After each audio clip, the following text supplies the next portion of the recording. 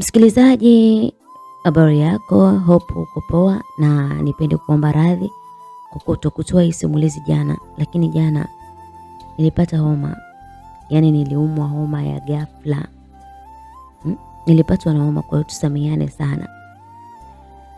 Sehemu ya kwanza tuliishia pale ambapo bibi Mai ametekwa. Wakati walipokuwa akitolewa hospitali, alitekwa na watu wasiojulikana. Hatukujua ni nani ambaye alimchukua Mai na hatukujua amepelekwa wapi. Mume wake wa kuitwa Charles pamoja na kaka yake ambaye ni Gabu walijiapiza kwamba lazima watamtafuta. Na kule upande wa Oran aliweza kuokolewa na aliweza kutambua aliyemwokoa ni Fantas, alimwokoa kwenye zile taratibu za kufanywa kitu kibaya. Basi nikukaribisha msikilizaji kuweza kujua ni kipi ambacho kimejiri katika mkasa huu mzuri wa kusisimua ndugu yetu wa kuitwa Mai. Siku mbaya kama hiyo iliweza kuyeyuka na kupotea mawinguni. Hatimaye jua lilichomoza mara moja. Ni katika kisiwa kilichojitenga kabisa na cha kifahari sana katika bahari ya Mediterania. Bahari ya historia kubwa sana. Kuna nyumba moja ndogo ambayo ilionekana kama apartment ya kifahari. Mwanamke mmoja alionekana kuwa busy na maandalizi ya chai akiwa jikoni. Alikuwa mwanamke mwenye umbile zuri sana nyuma yake, na alikuwa busy kufanya machopozi huku akiwa na tabasamu la dawa machoni mwake. Mara moja alikumbuka kuhusu sukari na akasogea kuchukua na kuongeza kwenye uji. Alikuwa ni Mai ambaye alikuwa tayari kaandaa uji na kuweka apron pembeni, kisha akabeba tray lake na kuongoza mahali. Katika nyumba hiyo ndani ya chumba kikubwa sana na kizuri, mwanaume mzuri wa mvuto alionekana kulala kitandani akiwa amevaa bukta pekee mwilini mwake. Hakuwa na nguo nyingine. Mguu wake ulifungwa na bandeji, ni wazi kwamba alifanywa upasuaji. Taratibu sana alikuwa akirejesha fahamu zake na kuyashangaa mazingira ya kuvutia namna ile. Alijaribu kuamka lakini alishindwa. Hali gani? Sauti nzuri, laini na nyororo iliyopendeza zaidi masikioni mwake. Aliisikia vizuri. Angefanya nini zaidi ya kutabasamu tu, kwa sababu alikuwa akiota ndoto nzuri ambayo hakutamani kabisa kuiamka. Nahitaji kuamka, tafadhali nisaidie kuamka kutoka kwenye usingizi, alizungumza Oran huku Mai akimtazama. Hapana bwana. Ama kwa hakika wewe haupo ndotoni. Kumbuka kwamba umefanywa upasuaji wa mguu kutoa risasi. Kisha nikaletwa hapa kama muuguzi wako mpaka utakapopona. Kiukweli hamna furaha ambayo aliwahi kuipata Oran kama hiyo hapa duniani. Inaonekana kwamba Oran alifurahi kupita kiasi. Yaani amelitoa mwanamke wake kiulaini kabisa namna hiyo. Aliinua mikono yake na kuitandaza kisha akazungumza. Tafadhali niamshe. Niambie kwamba sipo ndotoni hata kidogo. Oran alitabasamu kwa tabasamu lake pana sana huku akimwangalia Mai ambaye alisogea karibu yake na kumbusu kwenye paji. Moyo wa Oran ulirukaruka kwa furaha kwa sababu hakuna siku alikuwa na amani rohoni kama siku hiyo. Alizikumbuka siku ambazo alikuwa na Mai katika kituo cha kulelea watoto yatima. Namna gani walikuwa na amani sana. Bila shaka atakuwa na furaha katika kipindi hiki kabla hajaenda kusomea masomo ya biashara kiundani zaidi ili aje awe mmiliki wa kampuni kubwa ya Imra Fantas Transportation pamoja na matawi madogo madogo katika kampuni ya Fly Emirates katika nchi za Afrika. Hakika ilikuwa ni donge nono sana mikononi mwake. Alivuta picha namna angemfanya Charles kushangaa baada ya kuwa na utambulisho tofauti na aliozoea. Kwa hakika angemlipa kwa kila kitendo kibaya alichomfanyia. Mara moja Mai aliinama karibu na midomo yake kisha akamng'ata. Alilia kidogo na kumtazama Mai mara moja kwa sababu alishtuka kidogo. Akamuuliza kwani na maana gani kunifanyia hivi jamani? Mai akamwambia upo na mimi, alafu unawaza mabaya tu. Alibetua midomo yake kisha akamsogelea mara moja akiwa na bakuli la uji. Alianza kumnywesha taratibu kama alikuwa mtoto wake vile. Oran alihisi furaha huku akimwangalia mwanamke mrembo aliyeziteka hisia zake tangu akiwa mdogo. Mara moja alikwepa kunywa bakuli la uji na kuliweka pembeni. Alimvuta Mai karibu yake na kumkalisha kwenye mapaja yake. Oran, unafanya nini? Unawazimu, hujapona bado?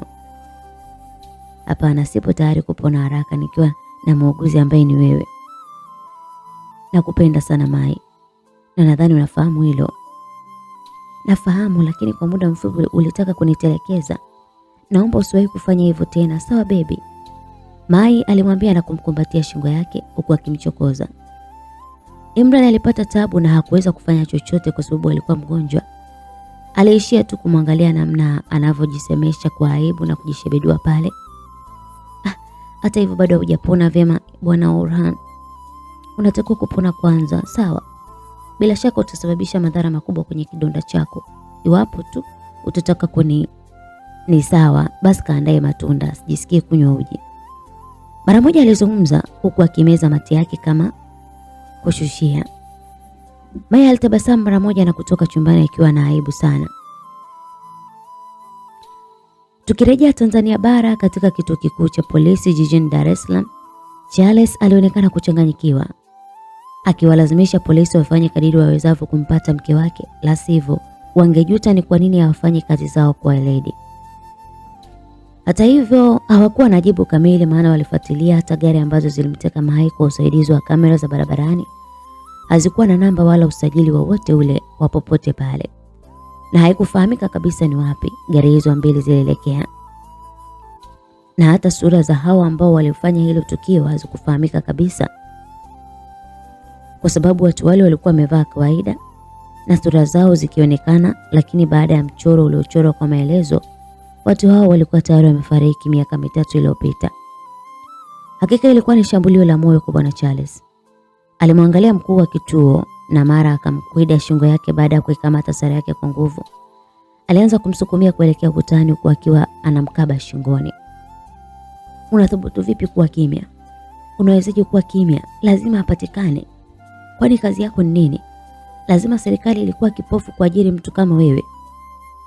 Afande alijitahidi kutoa mikono ya bwana Charles shingoni mwake, lakini ilikuwa ngumu sana. Kwa sababu huyu bwana mdogo alikuwa na nguvu nyingi sana mkononi mwake. Hatimaye maaskari wengine walifanikisha kumtoa katika mikono ya mwanaume huyu ambaye alipotelewa na mke wake. Mheshimiwa, umekuwa kichaa. Ni kosa kubwa sana kisheria kumkamata kola askari akiwa kazini. Alizungumza askari mmoja na kusababisha hasira kwa Charles. Ni kweli alikuwa na kichaa. Mara moja alianzisha fujo pale kituoni na kuanza kupigana na askari. Gabu alikuwa amekaa pembeni, alikosa la kusema kabisa. Ni kweli kwamba Charles alimpenda sana mdogo wake wa kike, kiasi kwamba alikuwa tayari kujiingiza kwenye matatizo. Wakiwa hapo, msaidizi wake alikuja mara moja na kumnong'oneza kuhusu masuala ya biashara yake. Ni wazi kwamba alizama zaidi kwenye suala la mahusiano, akaitelekeza biashara yake na sasa alikuwa akiomba kidogo. Kwa nini umeniambia sasa hivi? Kifua chake kilipanda, mishipa ya uso ikisimama huku akiuma meno. Macho yake yakawa mekundu kama simba aliyekosa windo. Kwa hakika alipata tabu kumwangalia msaidizi wake ambaye alimpa taarifa mbaya, na mara moja akamsukuma pembeni na kutoka kituoni mara moja. Ilikuwa huzuni kubwa kwa Gabu ambaye aliongea kwa utaratibu na askari wale ili wamsaidie kumpata dada yake na sio kingine. Moyoni alihisi hatia kabisa, maana alifahamu kuwa huenda ni wafanyabiashara wenza wa Charles ndio wameweza kumteka dada yake bila shaka. Laiti kama asingemwozesha mdogo wake kwa mtu mwenye biashara kubwa kama huyo, bila shaka angekuwa salama na amani akiwa pamoja na mpenzi wake Orhan. Ila Orhan hakuwa na chochote ukilinganisha na Charles.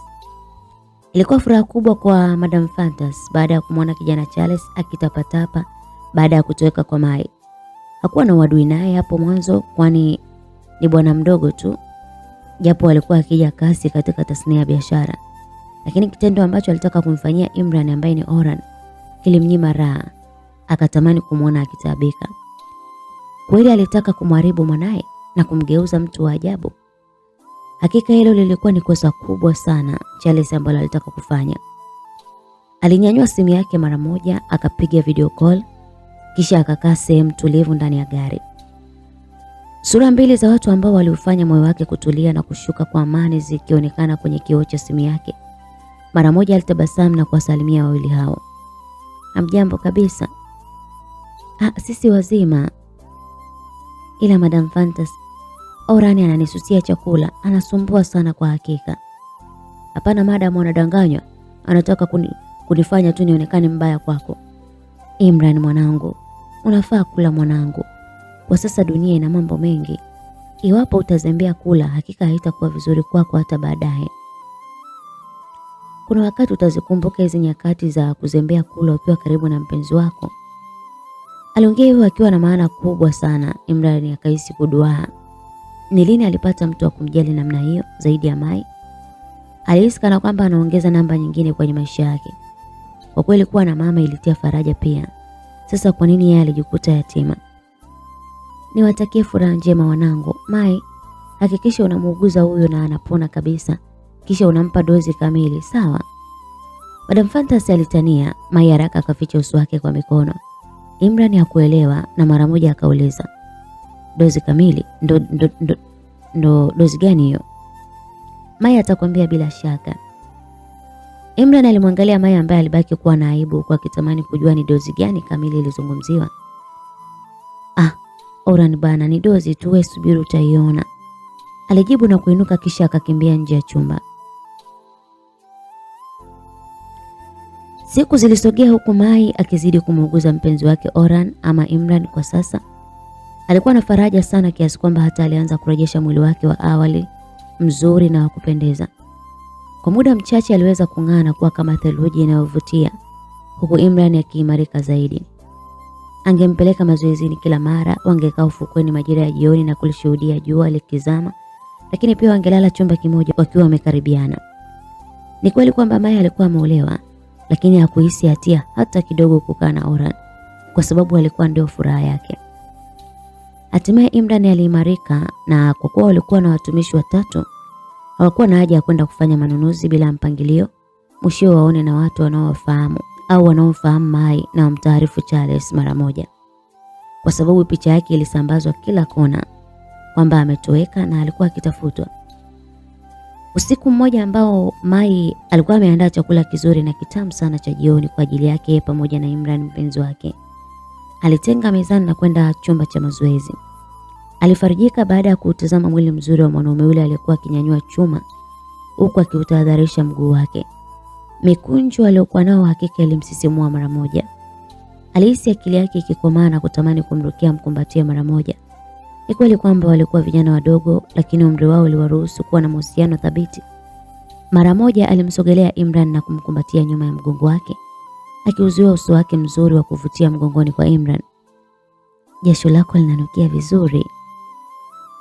Mara moja alimshika vizuri akambusu taratibu. Kwa hakika hata yeye moyo wake haukuwa na utulivu, hasa alipokumbuka kwamba Mai alikuwa ameolewa na mwanaume mwingine bila ya kupenda. Alipata wasiwasi kwamba anaweza kumkosa hapo baadaye. Kitu pekee alichokifanya ni kumbeba juu na kuingia naye chumbani taratibu. Mpenzi, uoge kwanza, Mai alizungumza, lakini Imran hakuwa tayari kwa hilo kwa sababu alihisi atapoteza hamu zake. Hata hivyo alizungumza pia, nitaoga baadaye. Sio wewe ambaye ulisema kwamba unapenda harufu ya jasho?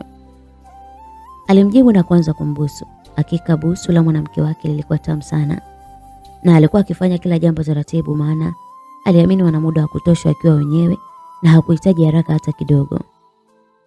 Mai moyo wake uliridhika kupita kiasi, na alikuwa akimshukuru moyoni Madam Fantasy kwa kukutanisha tena, maana kama sio yeye huenda hata usichana wake ungetolewa na ule bwege bwana Charles, ile hali ya kuwa na thamani hata kidogo moyoni mwake.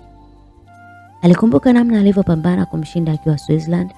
Alijaribu hata kujidhuru, kikubwa tu asiguswe na huyo mwanaume. Aliomba kurejeshwa Tanzania kulingana na kutokupenda hali ya hewa iliyokuwa huko.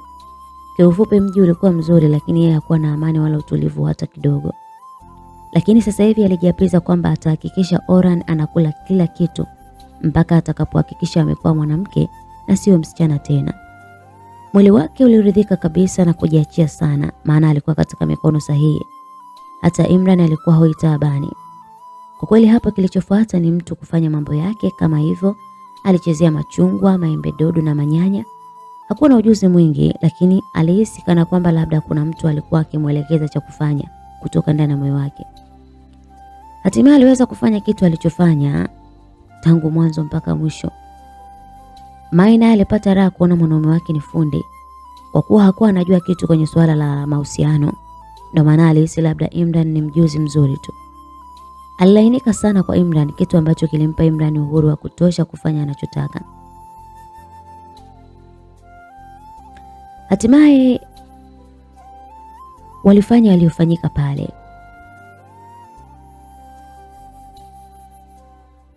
Na kwa kweli ilikuwa ni mara ya kwanza kwa upande wa Mai.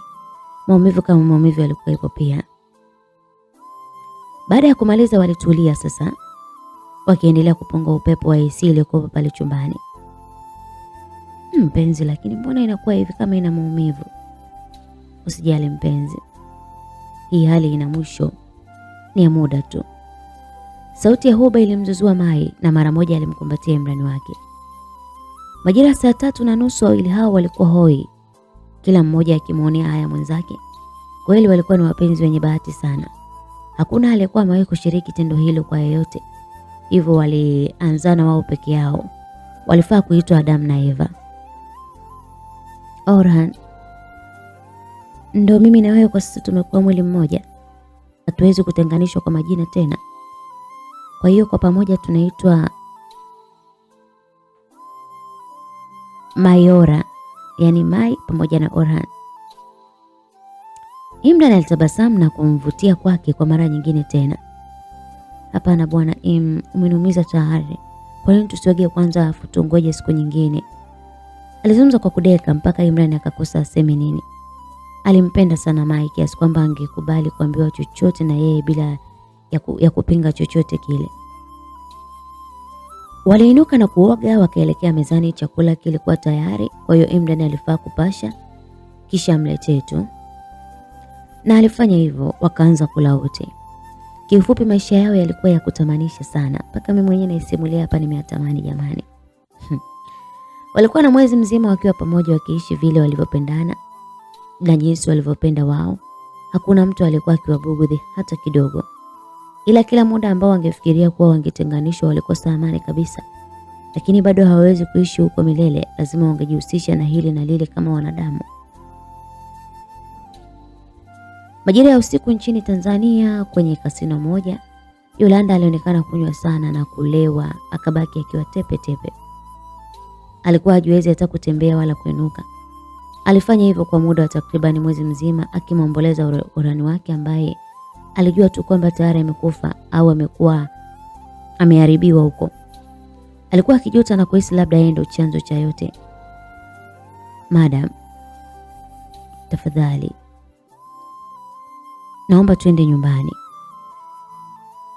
Alizungumza bwana mmoja hivi, bwana mdogo ambaye alivaa suti ya maruni na alikuwa ni mlinzi wake. Kwa sababu hata Yolanda pia aliasiliwa na familia ya kitajiri hapo mwanzo. Kwa hiyo alikuwa ni binti wa tajiri mmoja ambaye alitamani kuwa na binti na akaishia kupata watoto wa kiume tu 5 na siku zote anamuumiza kichwa kwa kutamani mali zake akiwa hai. Kwa hiyo Yolanda amekuwa akimtuliza sana. Na ndio maana amemfungulia mradi maalum wa kuuza kuku, pizza na baga na kuhusika katika masherehe maalum ya kifahari kama mpishi mkuu. Hakuna haja ya kuniambia, nitaenda mwenyewe, alijibu kwa sauti ya ulevi na mara moja miguu yake ikagongana.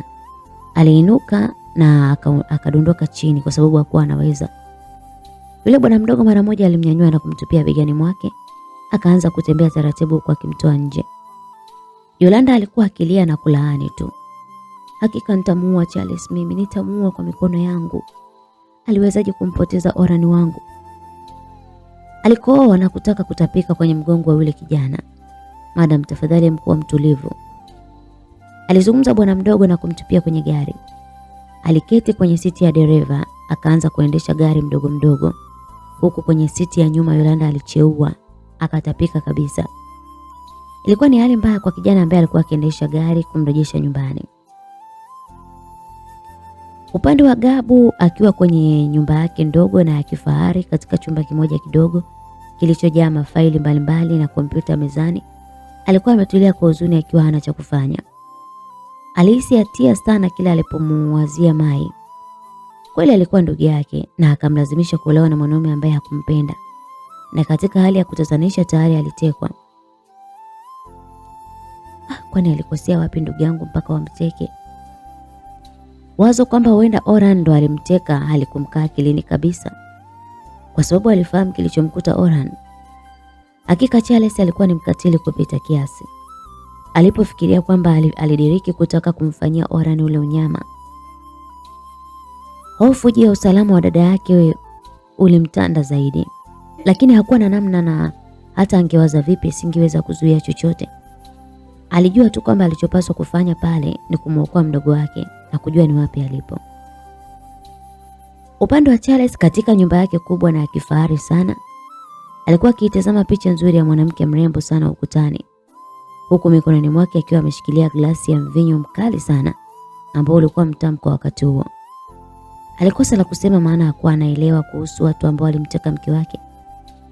Alikuwa na kitanda lakini hakukitamani kabisa. Alifaa kulala hapo akiwa na mke wake Mai, lakini sasa hakuwepo.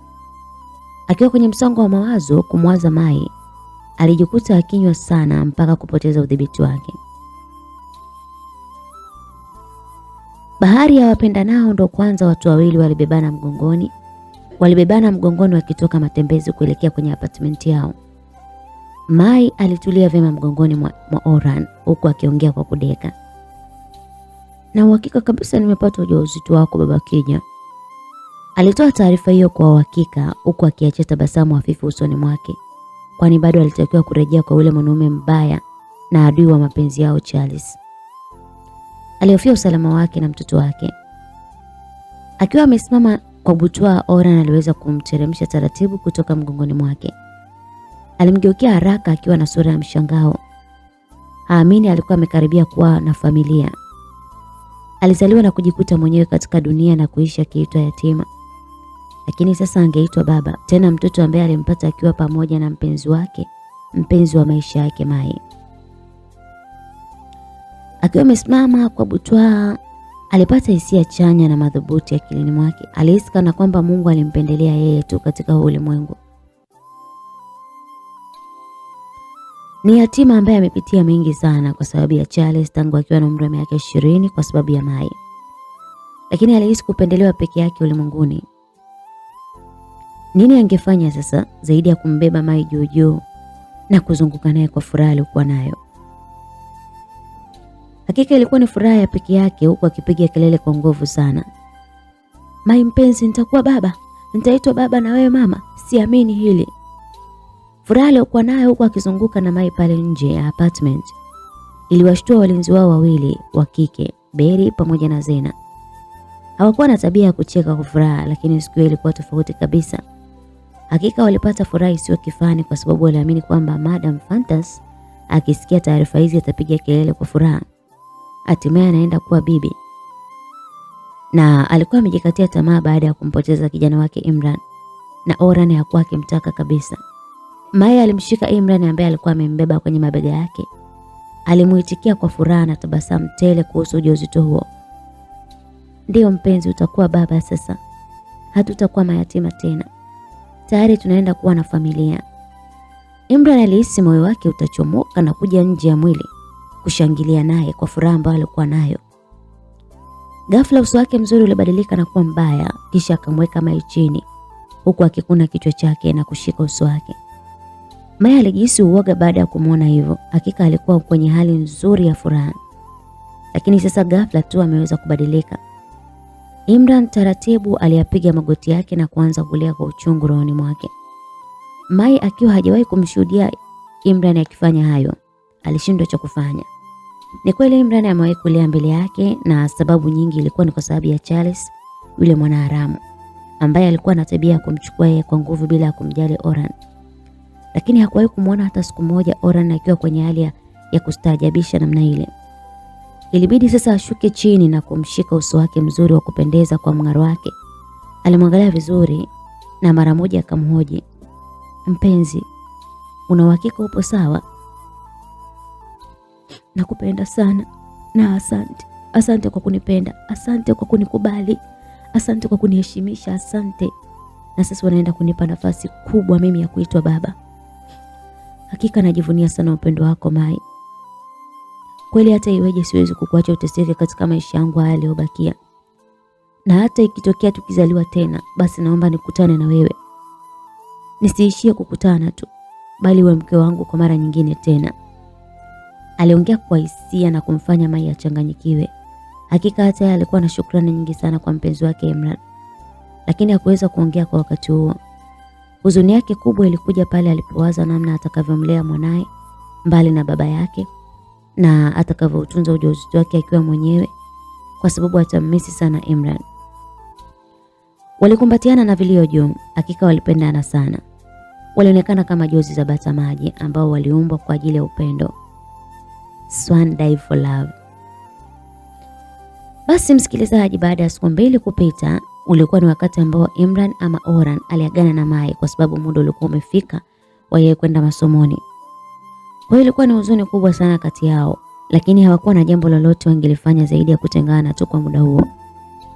Ulikuwa ni mpasuko mkubwa sana baina yao kwa hakika. Hasa kwa Orhan ambaye alifikiria kumwacha Mai anarejeshwa kwa Charles. Kungekuwa na uwezekano mkubwa sana wa yeye kubaki na Imran. Lakini tatizo linakuja kwamba ameolewa kwa ndoa na bwana Charles. Hivyo basi inabidi aende kwa Charles apambane mpaka apate talaka na mara moja kabisa waachane. Na kwa Charles ni vigumu sana, mwanaume yule katili anaweza hata kumuua ndugu yake, kikubwa tu awe naye. Ndio maana alitamani Imran apate pesa zaidi na ujuzi zaidi na nguvu zaidi kumshinda Charles. Kisha ndipo arejee kumuokoa kutoka kwa ule shetani. Imran, Orhan, usinisahau, sawa? Hata ukikutana na wanawake warembo zaidi yangu, naomba ujizuie hata kidogo, sawa? Ukumbuke yuko mwanao tumboni kwangu, si ndio mpenzi? Ukilinganisha na uzuri wa sura na akili alizonazo Imran, Mai alipata wivu na hofu ya kumwacha aende huko kwa watu wenye ngozi nyeupe. Hakika aliogopa sana kumpoteza mpenzi wake. Basi msikilizaji, Imran alitabasamu kwa huba kidogo, alimshika mkono na kumsogeza karibu yake kisha akazungumza pia. Hakika katika huu ulimwengu sijaona wako kushinda wewe kwa urembo. Mbele ya macho yangu wewe ni bora zaidi ya nyota, mwezi na nuru zote duniani. Sio tu duniani, hata mbinguni. Hata ningepewa machaguo mengi zaidi ya kufurahisha maishani, bado ningekuchagua wewe tu. Ningechagua kuwa na wewe maadamu nipo hai.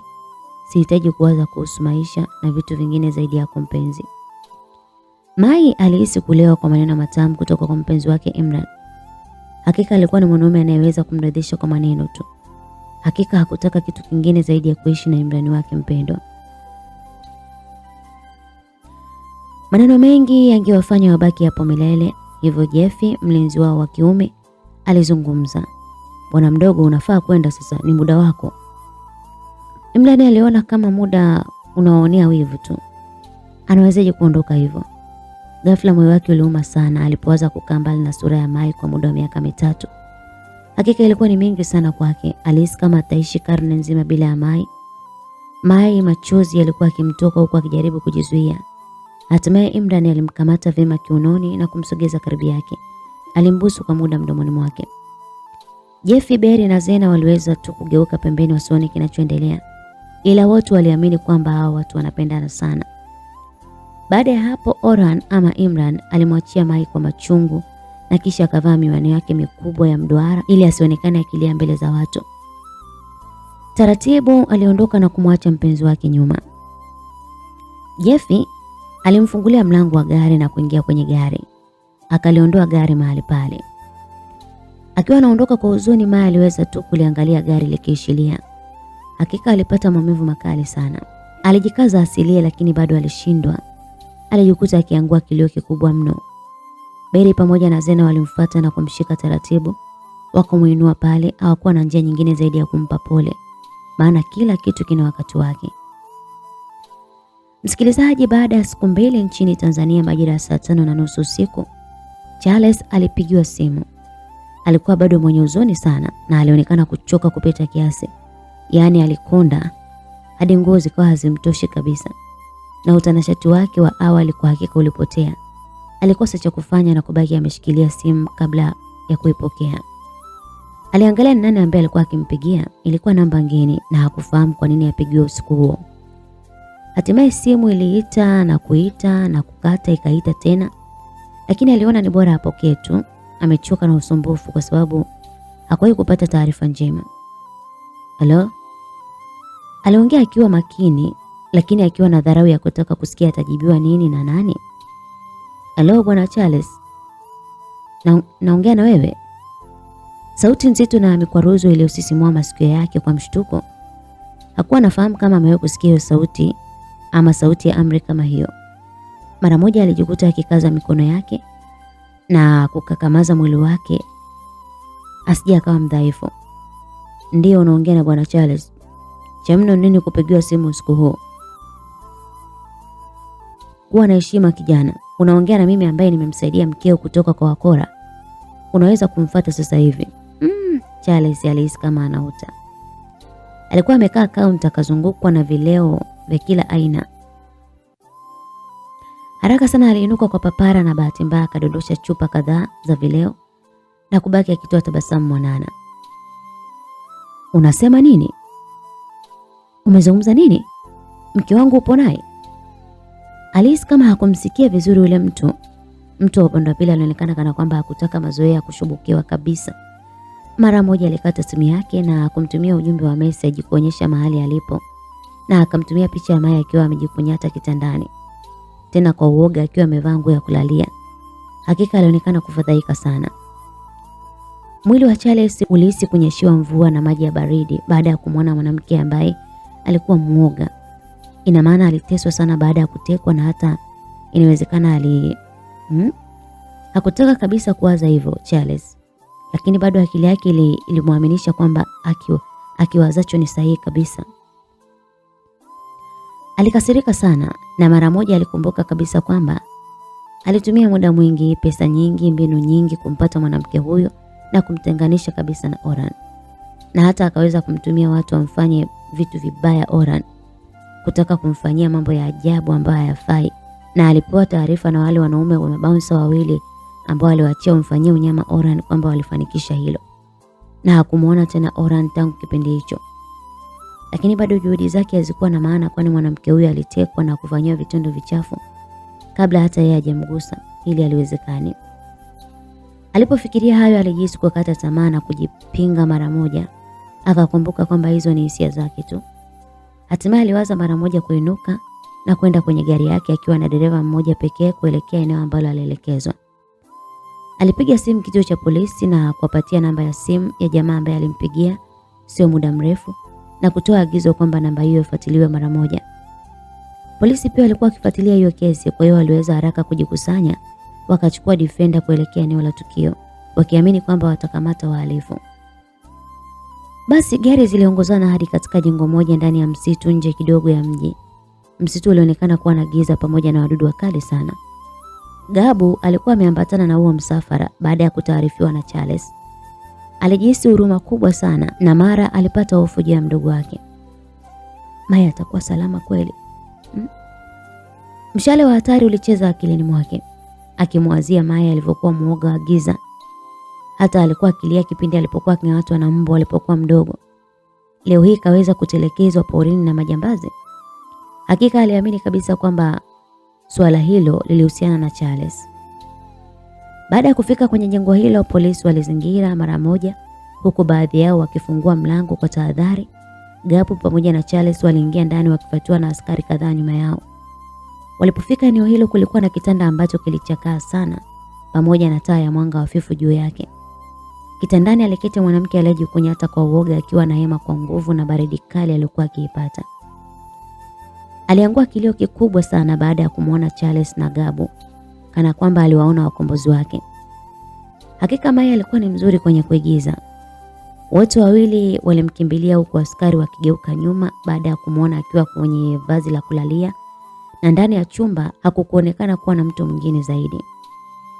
Mai, Charles na Gabson waliita kwa pamoja, na Maya alimrukia kaka yake akijificha kwake kwa uoga, akiwa hataki kabisa kutazamana na Charles. Charles alihisi kana kwamba moyo wake umegawanyika vipande vipande. Alikuwa kamkosea nini mwanamke huyu mpaka amuogope hivyo?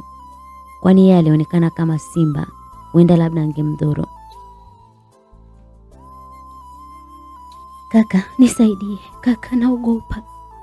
Aliongea kwa sauti ya mtetemo na uoga, akimlalamikia kaka yake amsaidie. Gabu alijikuta akipata hasira na machungu kwa wakati mmoja. Aliweza tu kumtuliza hasira yake na kumnyanyua pale kitandani baada ya Charles kuvua koti lake na kumfunika. Mai akamkumbatia Gabu kwa nguvu na kumpa ishara ya uoga kumwelemea, huku akificha sura yake nadhifu iliyofadhaika. Kumuona kwenye hali kama ile, Charles alihisi damu ikichemka na kutamani kumuua yoyote aliyethubutu kumgusa mwanamke wake kwa vyovyote vile. Moyo wake uliuma sana. Alikumbuka namna alivyokutana naye.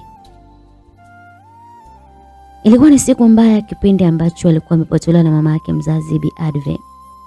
Alikuwa katika chumba cha maombolezo akiwa peke yake na unyonge mwingi sana moyoni. Alikuwa bado kijana mdogo mwenye umri wa miaka 22. Hakuwa na mtu kando yake wa kumliwaza. Ndipo alipotokea binti mdogo wa miaka 17 akiwa ameongozana na kaka yake. Walishika maua mikononi mwao huku akiwa wamevaa mavazi meusi, kuashiria kwamba walienda kumpa nenda salama mtu fulani aliyekuwa amekufa, au walienda kuomboleza kwa ukumbusho fulani. Wakati huu hakuweza kumuona kabisa kwa sababu alikuwa akinywa sana na kuendelea kunywa huku akilia kwa machungu. Kaka, usilie sana, ni kujiumiza, kwa sababu utaifanya roho ya marehemu ishindwe kupata utulivu. Alikuwa ni Mai, alikuwa akimpatia uwaridi lenye rangi nyeupe na kutoa tabasamu la kumliwaza bwana Charles. Charles alipata hasira sana kabla hajamuona binti huyo mdogo. Aliinua uso wake ambao ulijikunja kwa kiburi na hasira huku akimtazama Mai. Ghafla sura yake ilikunjuka baada ya kuhisi huenda labda amepata afueni baada ya kumuona mwanamke huyo mrembo sana. Hakika alikuwa ni msichana mdogo mwenye umri wa miaka 17 kuelekea 18 hivi. Ni mdogo zaidi ukilinganisha na yeye, lakini kwa hakika aliyavutia macho yake. Alihisi nuru moyoni mwake na ghafla machungu ya kuomboleza yalimwisha. Alijikuta akiinua mkono wake mara moja kwa ukarimu na kulikamata ua lile ambalo alipewa. Mai alitabasamu akazungumza. Sifahamu kuhusu wewe, lakini naweza kukuambia mambo kadhaa kuhusu watu tunaowapenda wakifariki, hasa ikiwa umeondokewa na mpendo wako wa karibu zaidi. Kitu kikubwa ambacho lazima angekutakia sio kingine zaidi ya maisha yako kuwa yenye furaha tu. Hakika atakuridhia ukiwa na furaha, matumaini na nguvu ya kupambana, usimame imara. Kwa sasa inabidi umpelekee hilo ua na mara moja umpe ahadi yako ya dhati kuwa utakuwa imara, shupavu, ngangari na mwenye furaha. Utapambana kwa ajili ya kukamilisha furaha yako, na kila mwaka lazima utakuja kumuonyesha mafanikio yako ya furaha kwa moyo wa dhati. Alimaliza kwa tabasamu mwanana na kumwacha Charles akiwa mdomo wazi. Hakuamini kukutana na binti mdogo kama huyo akiwa mbele yake kumpa maneno ya faraja kiasi hicho. Mai aliondoka akimuaga kwa moyo mkunjufu huku akiongozana na kaka yake Gabson. Hakika Charles alifanya hivyo mara moja, msikilizaji. Alifanya hivyo na kunena kama alivyoambiwa na Mai, na kuanzia siku hiyo alimpenda sana hadi ikalazimika kuamuru watu wake wafuatilie kuhusu Mai. Alisikitishwa na taarifa za maisha yake kwamba ni mtoto yatima na anaishi katika kituo cha kulelea watoto yatima na huwa hataki kuwasiliwa. Aliogopa kutengwa na kakake mwenye umri wa miaka 20. Hapo Charles alipagawa na kuwaza namna gani atakuwa karibu na yule mtoto. Akaongeza ratiba kwenye kalenda yake ya kutembelea kituo hicho mara kwa mara, ama mara moja kila mwezi. Hakika alienda kutoa misaada kila mara. Kwa macho ya watu wengi alitoa misaada, lakini moyoni mwake alienda akiwa na dhamira ya kumuona Mai na si vinginevyo. Hatimaye mwaka ule katika, akiwa anafanya hivyo, mwaka uliofuata alipiga hatua nyingine ya kuonana naye kila mara. Akienda hapo alikuwa akitaka kuonana naye, na ndipo Mai aligundua kwamba mtu huyo ana nia gani kwake, na akamkataa mara moja kwa kumwambia kwamba yeye ana mpenzi wake tayari. Swala hilo lilimkera sana Charles na kuhisi kama hana chake tena. Lakini hakukata tamaa na kuwaambia watu wake wafuatilie pia kuhusu huyo mpenzi wake, na ndipo wakagundua kwamba yeye ni yatima pia na hana chochote, na wanaishi katika kituo kimoja. Na hapo ndipo Charles alipata tumaini kwa kuona kwamba hawezi kumkosa Mai kwa namna yoyote ile, kwa hiyo atampata tu. Alizidi kupiga hatua na kwa kuchunguza kuhusu vitu alivyopendelea sana Mai, na hapo alikutana na Yolanda ambaye alimpa taarifa zake bila tatizo, kwa sababu hata yeye pia alitamani Mai apotee kwenye njia yake ya kuwa na Oran. Hatimaye alifanikiwa kumshawishi Charles kwa vitu muhimu kwa mahitaji, akimweka karibu naye na kumfanya rafiki yake huku akimsaidia katika masomo yake ya chuo kikuu, na aliweza kuwa karibu zaidi na Mai alipokuwa na umri wa miaka 19. Na hata aliweza kumchukua kwa nguvu kwenye siku yake ya kuzaliwa ili awe kama mpenzi wake. Vita ilizuka baina ya wawili hao, mwisho wakapigana. Charles hakuwa tayari kupigana na mtu asiye na hadhi kama Oran. Kwa hiyo aliwaamuru watu wake wamchukue wamteke, na walimteka mara moja, na hiyo ndio ikawa njia rahisi kwa Mai kukubali ombi lake ili Oran asije kuumizwa. Mara nyingi alimtumia Oran kama mbuzi wa kafara ili awe na Mai, hali ambayo ilizidi kumuudhi sana Mai na kuongeza chuki dhidi yake, lakini kwake ilikuwa ni furaha kwa kuwa karibu yake. Kumbukumbu yake ilipotea mara moja baada ya kugundua kwamba walikuwa wamewasili hospitali tayari, na hapo Mai alikuwa ameingizwa kwenye chumba cha dharura cha uchunguzi, huku Charles na Gabson wakisalia nje kusubiri majibu. Ndani ya chumba cha dharura, daktari alimwangalia kwa tabasamu Mai na kisha akaongea kwa taratibu. Hakika madam, unajua kuigiza. Yaani utadhani umetendewa vibaya kweli. Aliongea daktari, mama mtu mzima. Kwa hakika daktari alikuwa rafiki wa karibu sana na Madam Fantasy, na alipewa mpango mapema tu kabla ya watu wao kuwasili hospitali. Hivyo akajitayarisha kuwapokea. Kuna wakati inabidi ujue hata kufa ili kuokoa vitu muhimu maishani mwako, alijibu Mai kwa tabasamu, akiamini kwamba amemweza kwa hakika Charles, na bado atamweza zaidi mpaka atamkatia tamaa mwenyewe na kuamua kuachana naye kabisa. Daktari alikuwa akiandika ripoti juu ya Mai kuhusu kukabiliwa na tukio la kufanywa unyama mara kadhaa, hivyo mwili wake umedhoofika sana. Lakini kwa bahati nzuri hajapata maambukizi ya magonjwa yoyote zaidi ya msongo wa mawazo tu. Hiyo taarifa ilimchoma sana Charles na Gabson, ambao walibaki wameshika vichwa na midomo yao kuwa wazi, walibaki na huzuni. Hakika ilikuwa ni ya kuumiza sana kusikia hivyo. Wakati huo Mai alitolewa kwenye chumba cha dharura akipelekwa wodini. Mara moja watu wawili walimkimbilia wodini kumuona. Mai hakutaka kuongea nao kwa wakati huo, akijifanya kwamba amedhoofika sana, kwa hiyo anataka kupumzika. Walimtii na kuondoka nje ya chumba. Gabo akihisi kwamba huenda Charles atamwacha Mai kwa kuwa alikuwa amechafuliwa na wanaume wengine, alipata kigugumizi. Hakuwa tayari kukabiliana na aibu hii juu ya dada yake atakapoachika kwa mwanaume tajiri kama Charles na hawezi kuolewa tena. Mara moja alimkaba Charles shingoni na kuanza kulalamika dhidi yake. Ni wewe Charles. Alizungumza akiwa amekunja sura kwa hasira na nyusi zake zikipanda juu na kushuka. Kama si wewe na wapinzani wako kibiashara, sidhani kama dada yangu angekuwa kwenye hali kama hii. Alipiga kelele Gabson. Charles alihisi kuchanganyikiwa. Aliweza kuitoa mikono yake kwa nguvu kwa sura ya kuchukiza, akamweka pembeni. Alimpiga ngumi kuashiria kwamba awe na heshima. Hawafanani hata kidogo. Gabson alifunga ngumi kwenye mkono wake wa kulia akionyesha hasira zake. Hata kama ningehusika na hili ningefahamu. Sina adui mwoga mimi. Hakuna adui wa kibiashara anayeweza kufanya unyama huu kwa mwanamke. Kama ni mambo ya biashara, bila shaka wangetaka chochote. Lakini sikuwahi hata kupata simu yoyote zaidi ya usiku wa leo. Alishusha hasira zake kidogo, akawaza kwamba ni kweli kuna ushindani mkubwa zaidi kwenye biashara, hasa ukizingatia yeye ndio mfanyabiashara kijana anayefanya vizuri zaidi nchini. Kwa hiyo inamaanisha ni wengi wanaotamani kumwangamiza. Lakini hata wakathubutu kumharibu mke wake. Isitoshe hata yeye hakuwa amewahi kumgusa kabisa. Alipandisha kifua chake kwa hasira na kukishusha mara moja. Hakika alifanya makosa sana kwa mzembe mpaka mwanamke wake akatekwa.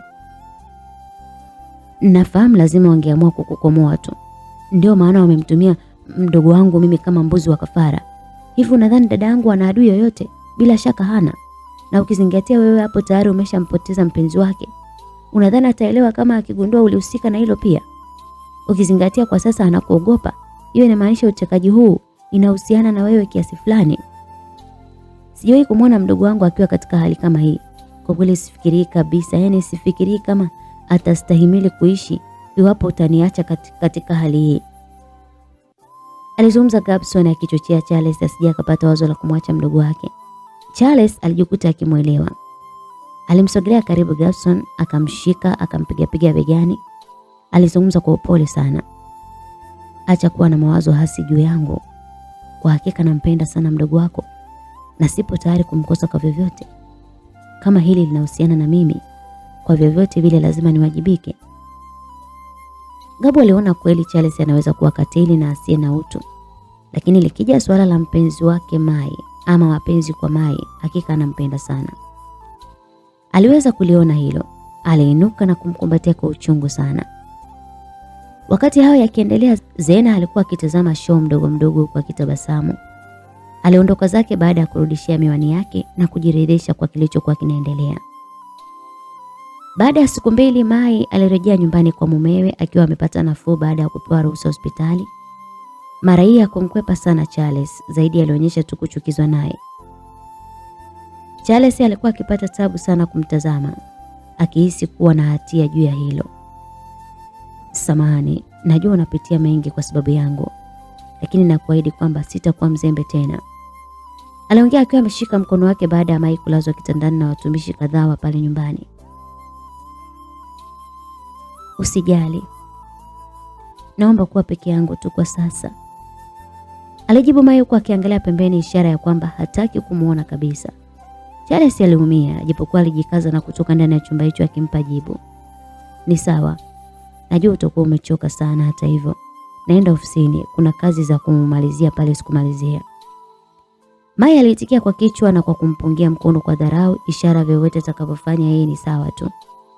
Charles aliweza kutoka mara moja ndani ya chumba chake hatimaye na kuwaamuru walinzi wake wahakikishe kwamba wanafuatilia juu ya mtekaji nyara aliyethubutu kumteka mke wake. Haijalishi ni mtoto wa nani au nani, atawajibika kwa hilo. Mai kwa upande wake alipata furaha akiwa amejilalia kitandani huku akimgusagusa mwanae tumboni na kukumbuka namna alivyokuwa akifurahia na Imran wake kwenye kisiwa cha Mediterranean huko wakiwa wawili. Hakika hakuna kipindi alipata furaha kama hicho maishani mwake. Bila shaka mwanae atakuwa mtoto mwenye furaha sana. Maisha yake na Charles yaliendelea huku akiwa na hasira sana. Hakika mimba yake ilimchukia Charles kwa kiasi kikubwa. Ukilinganisha bado hakuwa amefahamu.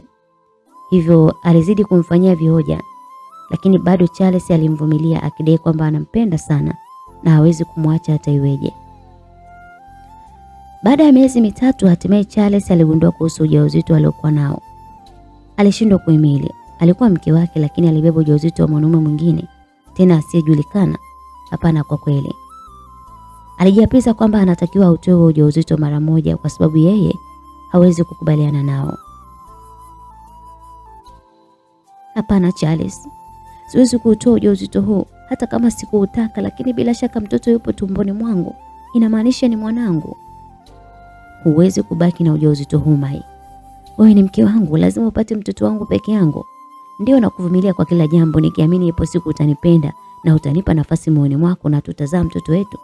Sasa wewe unataka kufuga nyoka asiyejulikana tumboni mwako? Mai alihisi kumzibua kofi. Anamuita mtoto wake na Oran nyoka asiyejulikana. Alijisikia vibaya sana. Akiwa kwenye butwa, Charles aliweza kumkamata mkono wake mara moja. Akaanza kumtembeza msobe kuelekea nje ya chumba. Unanipeleka wapi Charles? Alizungumza kwa hofu huku akimwangalia usoni mwake. Kwa uchungu Charles alimgeukia na kuzungumza akiwa na sauti ya hasira na masononeko pia. Bila shaka ni hospitali. Sipo tayari kumuona huyo mtoto katika tumbo lako. Sipo tayari hata kidogo. Wewe ni mke wangu. Haijalishi vipi tunagombana, misukosuko inatokea, unanichukia, nitavumilia.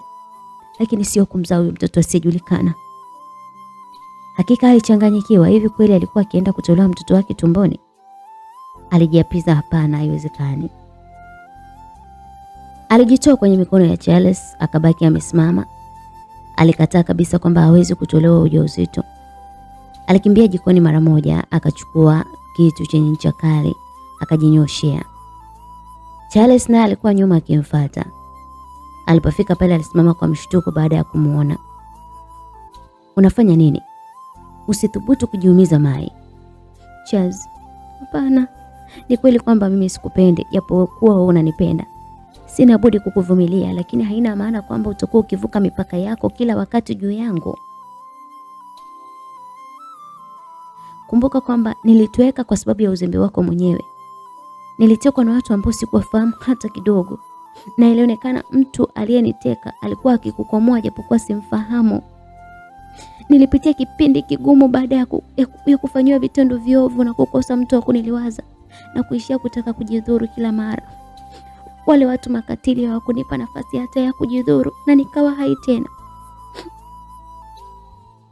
Ndipo siku moja alipotokea mtu mmoja nisiyemfahamu, kwa sababu alivaa kinyago usoni mwake, na akanisaidia mimi baada ya kuwapiga vibaya wale watu.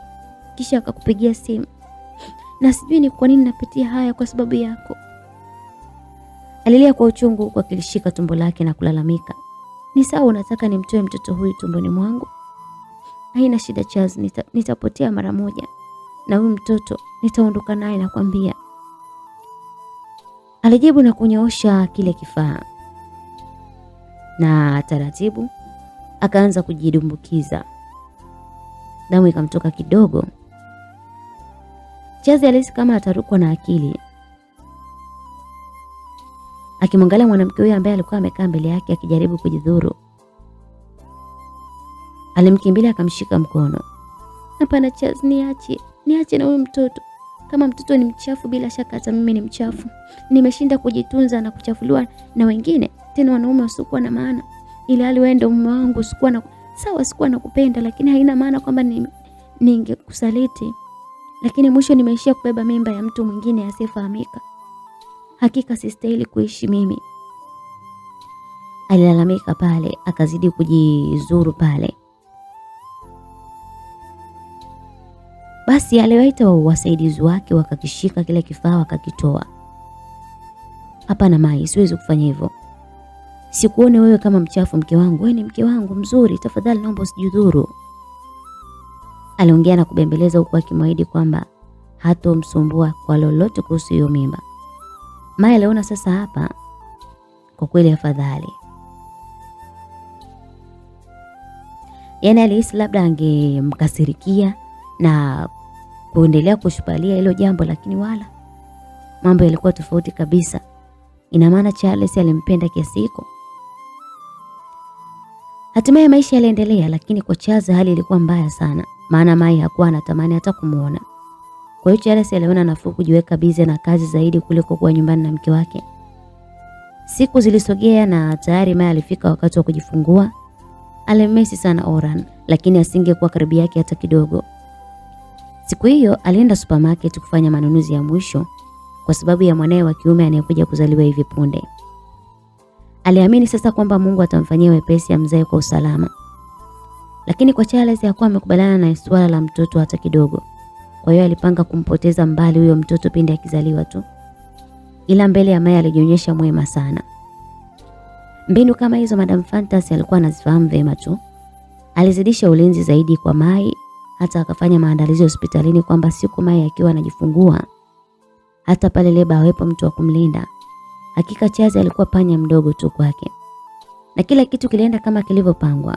Siku yenyewe Mai alikuwa akitoka supermarket akiwa pamoja na mtumishi wake, pamoja na mlinzi wake mmoja.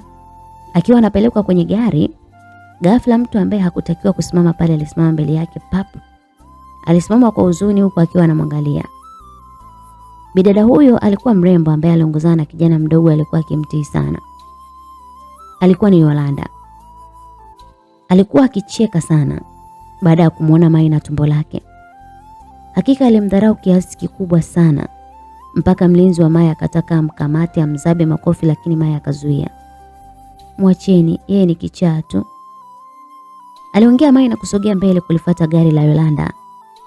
Akasimamishwa kwa neno moja baya sana. Uko wapi Juliet? Ndio ulikuwa ukijifanya Juliet kwa Oran hadi akawa haoni kwingine. Lakini kwa sababu yako leo hatambuliki katika uso wa dunia. Licha ya yote aliyokufanyia, umeweza kumsaliti na mwanaume mwingine. Hakika wewe ni nyoka. Aliongea kwa uchungu Yolanda, na mara moja alishushua kofi moja zuri sana na mtumishi wa Mai. Mai aliona asiingilie kati, aangalie tu kwanza, kwa maana hayupo kwenye mudi ya kuongea kabisa. Akiwa haamini kilichotokea, Yolanda alitabasamu kwa dharau haswa, na kisha akamwangalia Mai. Yaani leo hii kwa hadhi alionayo yeye ni kupigwa na mtumishi tu. Alishikwa na hasira na mara moja akamvaa Mai badala ya yule mtumishi, akitaka kumvuta nywele zake. Mai alifanya kuingia tu kwenye gari na kufunga mlango kwa hasira. Yolanda alichukia kiasi kwamba alitamani kummeza kama angeweza. Alinamia kioo cha gari ya Mai na kuanza kufoka. Kama hukumpenda si ungeachana naye tu.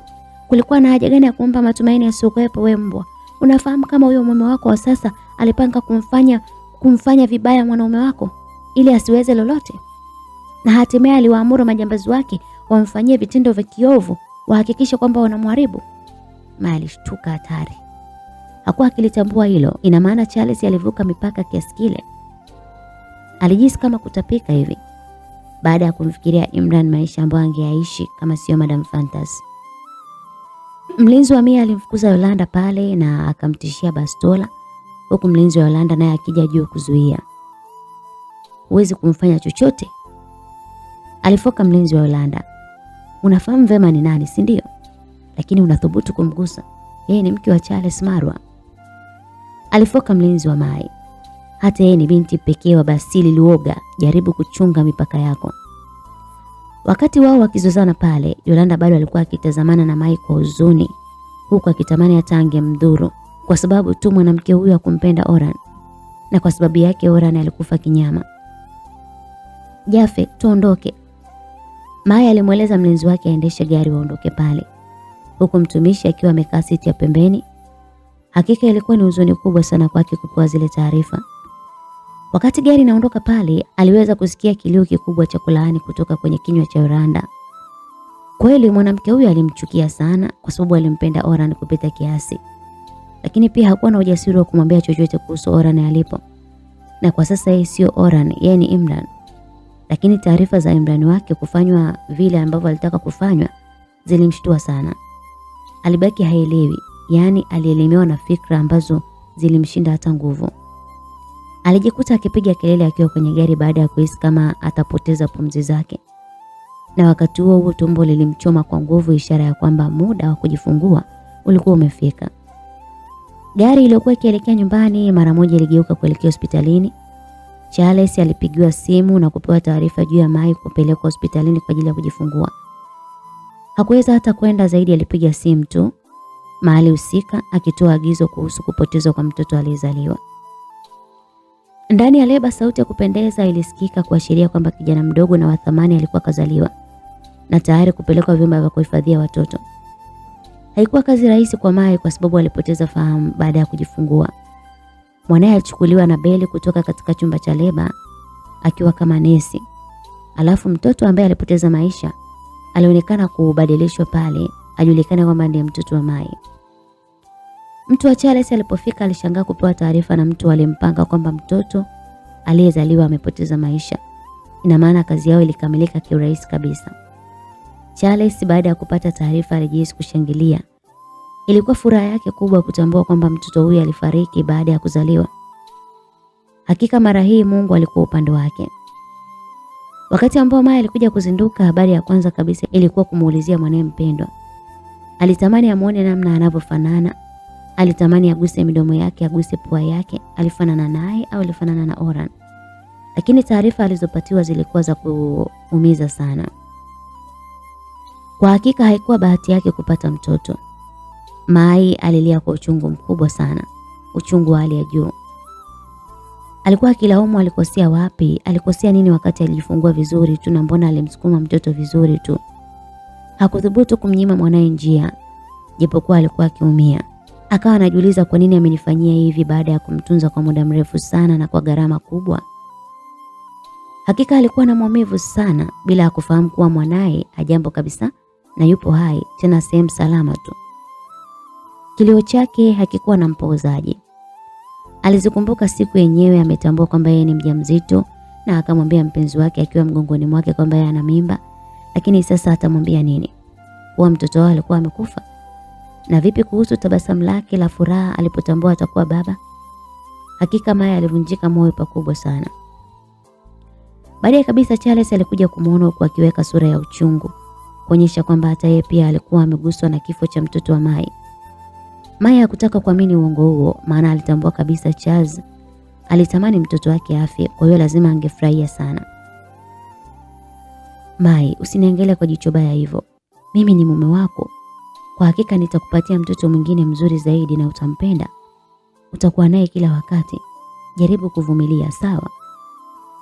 Mai alimwangalia kana kwamba angekuwa na rungu pale, bila shaka angempiga nalo kichwani. Yaani katika hali hiyo alifikiria kumpa mimba ili azae mtoto mwingine, eti mzuri zaidi ya huyu aliyekufa.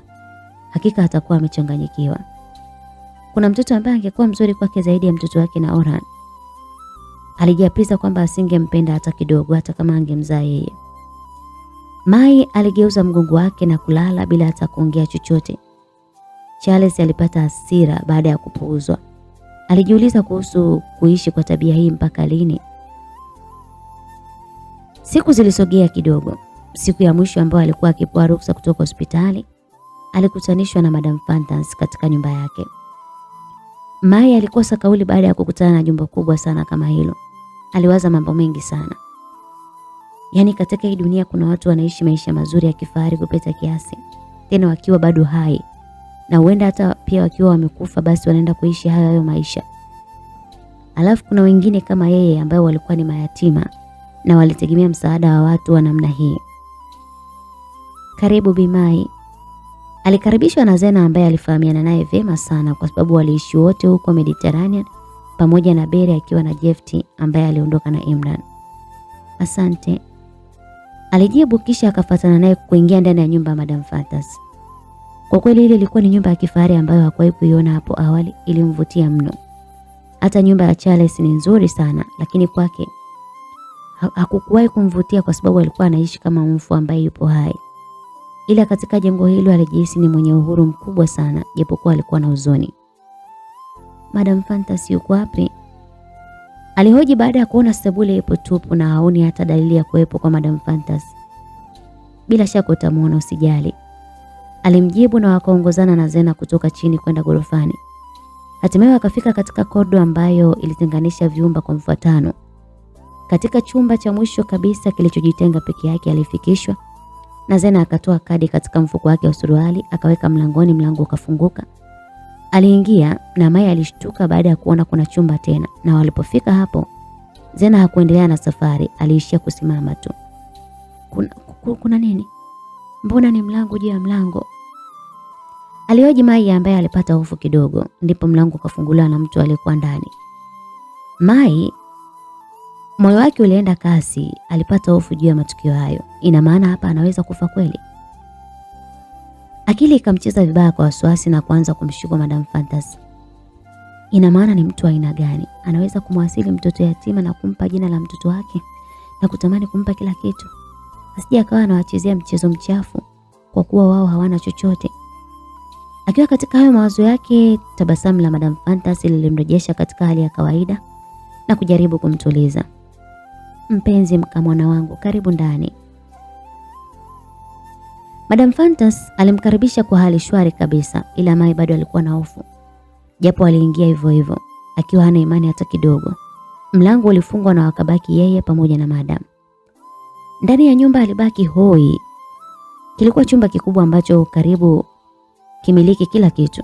Yaani ni kama vile ulikuwa nyumba ndani ya nyumba. Kilikuwa na sebule ndogo iliyosheheni furniture chache za gharama, yaani ilipendeza sana. Akiangalia pembeni, akaona kuna counter kwa ajili ya vinywaji. Pembeni kuna piano, kuna gitaa. Kiufupi, kulikuwa na kila ala ya muziki pale. Mai alishangaa na kuona mlango mkubwa akiwa pembeni pale. Mara moja alikimbia nje na kwenda kuangalia ni nini hiki. Kulikuwa na bustani nzuri eneo lile, wala hakutegemea, akabaki hana neno. Alitamani kuishi hapo milele. Na wakati wote huo Madam Fantas alikuwa akimtazama tu. Baada ya muda alirejea ndani ya chumba hicho, akashangaa kuona kuna chumba ndani ya chumba tena.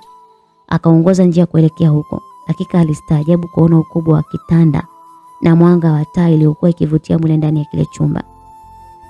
Alishtuka baada ya kukutana na jina la Imran Homeworld. Hakika alikuwa kijana ambaye angeishi maisha mazuri sana kama angefanikiwa kuwa mkubwa. Alipata huzuni baada ya kuhisi kwamba Orhan angechukua nafasi ya mtu mwingine. Nawaza, nashindwa kuamini kama Orhan anastahili haya maisha. Aliongea akimgeukia Madam Fantas kabla asikie sauti ya mtoto akilia. Alishtuka ghafla. Moyo wake ulianza kumuuma. Hapo ndo akakumbuka kwamba alikuwa ametoka kujifungua na hakubahatika kupata mtoto wake. Madam, huyo mtoto analilia wapi? Madam Fantas alimsogelea taratibu, akamkumbatia akijua kabisa huzuni yake, na mara moja akazungumza. Bila shaka hiki chumba kilipangwa mahususi kwa ajili ya Imran na bado kitabaki kuwa chumba chake, na hata mtoto atakayelea katika chumba hiki atakuwa mtoto wake. Maneno hayakumwingia akilini Mai hata kidogo. Umesema nini? Imran na mtoto? Alipokumbuka kuhusu mtoto, mara moja alijinyakua kutoka kwenye mikono ya madam. Haraka sana alianza kuitafuta sauti ya mtoto aliyekuwa akilia. Mtoto aliyekuwa akilia alikuwa kwenye kitanda kidogo sana cha kulala mtoto, pembeni kidogo ya kitanda cha Imran. Mai alishtuka. Alienda kumnyakua ule mtoto alipokuwa amelala. Hakuamini, alijisi kulia bila hata kuambiwa kwamba huyo mtoto alikuwa mtoto wake. Hakika alikuwa ni wake na alilia. Mikono yake na midomo yake ilikuwa ikitetemeka akiwa haamini kwamba mtoto wake kipenzi yupo hai. Madam Fantas aliita kwa utulivu akimwangalia. Bila shaka yeye ni mjukuu wangu kabisa, yeye ni mtoto wa Imran Fantas. Kwa hiyo ni mjukuu wangu, yeye ni damu yangu. Mai, usimnyonyeshe mtoto kwa sababu hautokaa naye, aliambiwa, na hapo hapo akashangaa. Alikuwa mwanae amekaa mbali naye kwa siku kadhaa na alitakiwa kumnyonyesha tangu hapo awali. Kwa nini sasa anazuiliwa? Akauliza madam, kwa nini? Bila shaka lazima ulilia sana kuomboleza kifo cha mwanao.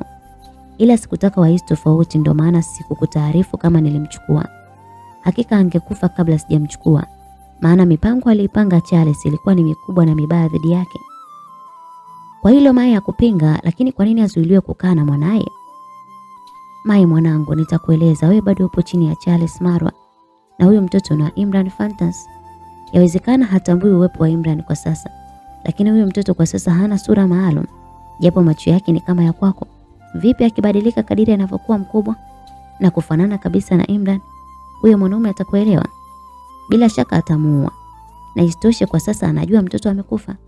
Acha ajue hivyo, na wewe upambane kujinasua kwake. Baada ya miaka kadhaa Imran atarejea. Haitakuwa vizuri ukiwa bado upo kwa Charles Marwa. Ulikuwa ni mkuki mkubwa sana kwa Mai. Ilionekana wazi anaishi maisha ya utumwa. Alifikiria vitimbo ambavyo anamfanyia Charles. Kama angekuwa ni mtu wa kukata tamaa, basi Charles angemwacha muda tu. Lakini wapi, alikuwa binadamu asiyekata tamaa hata kidogo.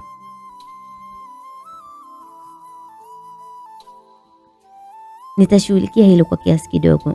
Nitakupa msaada, usijali. Mai aliinua kichwa chake na kumtazama madam ambaye alisogea kabatini na kutoa albamu ya picha kisha akampatia. Hii ina maana gani? Alihoji huku akifungua albamu taratibu na kukutana na picha za utotoni kabisa za mtoto ambaye alifanana na mtoto wake mwenyewe.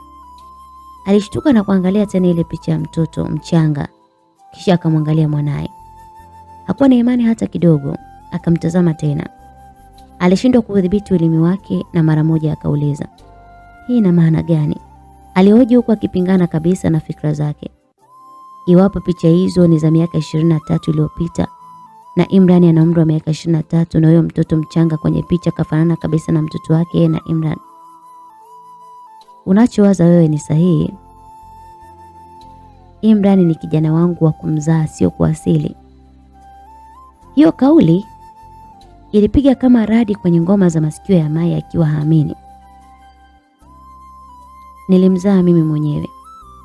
Ndio maana siwezi kuruhusu mtoto wake aishi hatarini. Na kuvumilia sana kwa sababu Imran anakupenda. Na nilikupenda kwa sababu mwanangu anakupenda. Na nakuomba piga hatua, ujaribu kujikomboa mwenyewe. Uje uishi na mtoto wako pamoja na mume wako pindi akirejea. Yaani hapo ndo akahisi kichwa chake kama kinawaka moto hivi. Alishindwa kabisa kuamini. Lakini siku hiyo alielezwa mambo mengi sana na Madam Fantas. Akaelewa pointi nzima ya Madam Fantas kufanya vile. Akaelewa kwa nini Orhan ni mwanae na kwa nini alikuwa Orhan badala ya Imran. Kiufupi alielewa kila kitu. Na aliondoka pale kimya na akarejeshwa hospitali. Msikilizaji, mambo yanazidi kuwa mambo bwana, Orhan kwamba kumbe ni Imran kabisa, yani sio Imran jina, ni Imran kabisa, kwamba ni mtoto halali wa Madam Fantas. Hii ni hatari msikilizaji. Na kwa nini sasa Madam Fantas aliamua kumficha Orhan? Aliamua kufanya hivyo alivyofanya mpaka Orhan ajue kwamba hana wazazi. Na vipi kuhusu bwana Oran akirudi? Na vipi bwana Charles akigundua kwamba ule mtoto ni mtoto wa adui yake mkubwa na kwamba mke wake alikuwa akimdanganya? Kama unavyojua bwana, Bibi Maya ana uwezo wa kubeba mimba wakati wowote na anaenda kuishi na Charles sasa. Charles amwambia kwamba atampa mimba amzalie mtoto mzuri zaidi yule ambaye inasadikika kwamba amekufa. Atafanya nini asibebe mimba yake? Atafanya vioja gani kutoka kwenye mikono ya Charles? Kutaka kujua mkasa huu, msikilizaji, umenoga kweli kweli. Tukutane sehemu inayofuata hapa ndani ya Dada B Simulizi Channel. Mimi sina la ziada, nikutakia usiku mwema na asante na kwaheri pia.